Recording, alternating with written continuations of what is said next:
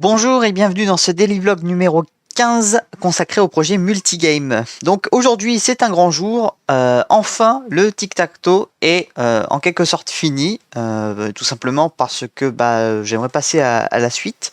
Il est fini, donc le dernier build a été fait hier.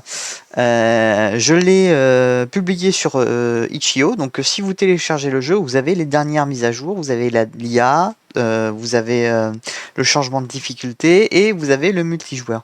Donc tout ça est maintenant disponible sur la plateforme itch.io. Vous avez juste à reprendre une de mes anciennes vidéos pour savoir comment télécharger sur la plateforme. Et comme ça, vous allez pouvoir tester le jeu.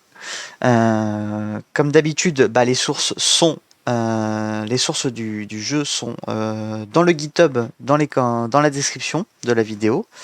Donc si vous voulez récupérer le projet pour pouvoir voir comment je l'ai fait, il n'y a pas de problème, vous avez juste à télécharger. Normalement, tout est à jour. Donc maintenant, ce qui va être fait, c'est aujourd'hui, je vais m'atteler au nouveau mini-jeu qui va être le Snake. Donc si on voit effectivement dans le cahier des charges, le deuxième jeu est le Snake. Donc c'est ce sur quoi je vais partir dans les prochains jours. Le Snake, qu'est-ce qui va se passer? C'est que tous les assets graphiques et les sons du jeu, je vais essayer de les trouver sur internet.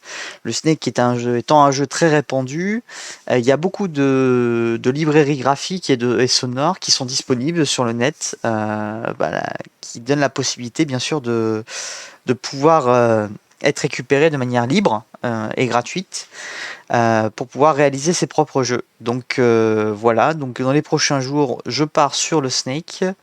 Bien sûr, n'hésitez pas dans les commentaires si vous le souhaitez à mettre des idées pour le Snake.